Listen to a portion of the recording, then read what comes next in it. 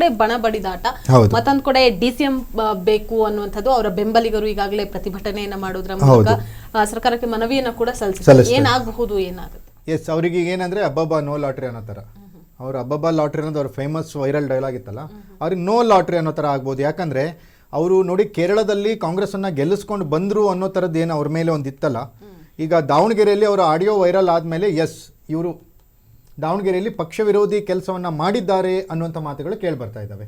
ಅದು ಅವರು audio viral ಆಗಿರೋದ್ರಿಂದ ಅದು ಪ್ರೂಫ್. ಅದು ನಾನಿಲ್ಲ, ನಾನು ಹಂಗೆ ಮಾಡಿಲ್ಲ ಅಂತ ಅವ್ರು ಹೇಳಕ್ಕಾಗಲ್ಲ. ಎಸ್, ಅವ್ರು ಮಾಡಿದಾರಲ್ಲ, ಮಾಡಿದಕ್ಕೆ ಆಡಿಯೋ ಬಂದಿರೋದು. ಆ ಆಡಿಯೋನ ಅವ್ರೇನು ನಿರಾಕರಿಸಿಲ್ಲ. ಸಿದ್ದರಾಮಯ್ಯನವರು ಕೂಡ ಮೊನ್ನೆ ಅವ್ರನ್ನ ಭೇಟಿ ಮಾಡಿರೋರು ಹೇಳಿದ್ದಾರೆ. ಸುಮ್ಮನೆ ಹೇಳೋದಕ್ಕಷ್ಟೇ ಅದು. AI ಆಡಿಯೋ ಅಂತ ಎಲ್ಲರೂ ಬಿಟ್ಟು ಜಮೀರ್ ಅವ್ರದ್ದೇ ಯಾಕೆ ಮಾಡ್ತಾರೆ? ಅವರೊಂದು ದೂರು ಕೊಡ್ಬೋದಿತ್ತಲ್ಲ, ದೂರ ಯಾಕೆ ಕೊಟ್ಟಿಲ್ಲ?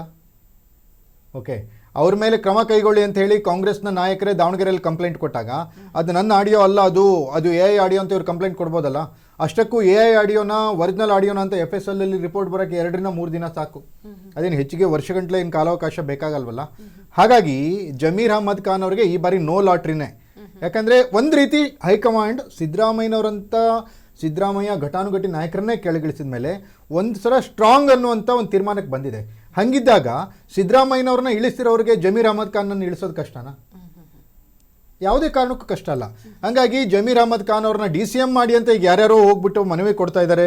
ಅವರ ಪರವಾಗಿ ಅವರ ಧರ್ಮಗುರುಗಳು, ಅವರ ಸ್ವಜಾತಿಯರು, ಅಲ್ಪಸಂಖ್ಯಾತರೇನೋ ಪ್ರತಿಭಟನೆ ಮಾಡ್ತಿದ್ದಾರೆ. ರಾಜಕೀಯವಾಗಿ ಇದನ್ನೆಲ್ಲ ಮಾಡ್ತಾರೆ. ರಾಜಕೀಯವಾಗಿ ಅದ್ರ ಹಿಂದೆ ಓಡಾಡುವಂಥ ಸಂಘಟನೆಗಳು ಇವರ ಪರವಾಗಿ ಕೆಲವೊಂದು ಹೋರಾಟಗಳನ್ನು ಮಾಡ್ತಾರೆ. ಆದರೆ ಅದಕ್ಕಷ್ಟು ಇಂಪಾರ್ಟೆನ್ಸ್ ಕೊಡೋ ಅವಶ್ಯಕತೆ ಇಲ್ಲ. ಯಾಕಂದರೆ ಸಿದ್ದರಾಮಯ್ಯನವರು ಕೂಡ ಜಮೀರ್ ಅಹ್ಮದ್ ಖಾನ್ ಅವರ ಕೈಯನ್ನು ಬಿಟ್ಟಿದ್ದಾರೆ ಅನ್ನುವಂಥದ್ದು ಈಗ ಗೊತ್ತಾಗ್ತಾ ಇದೆ. ಮೊನ್ನೆ ಸಿದ್ದರಾಮಯ್ಯನವರ ಒಂದು ಹೇಳಿಕೆ ಕೂಡ ವೈರಲ್ ಆಗಿತ್ತು. ಯಾರು ಜಮೀರ್ ನನಗೂ ಕೂಡ ಮೋಸ ಮಾಡಿದ್ದಾನೆ ಅನ್ನುವಂಥ ಮಾತನ್ನು ಸ್ವತಃ ಸಿದ್ದರಾಮಯ್ಯನವರು ಹೇಳಿದ್ದಾರೆ. ಇಂಥ ಸಂದರ್ಭದಲ್ಲಿ ಜಮೀರ್ ಅಹ್ಮದ್ ಖಾನ್ ಈ ಬಾರಿ ಮಂತ್ರಿ ಆಗಲಿಲ್ಲ ಅಂದರೆ ಅದು ಅನಿರೀಕ್ಷಿತ ಅಂತ ಹೇಳೋಕ್ಕಾಗಲ್ಲ, ಎಕ್ಸ್ಪೆಕ್ಟೆಡ್ ಅಂತಲೇ ಹೇಳ್ಬೋದು ನಿಶ್ಚಿತ.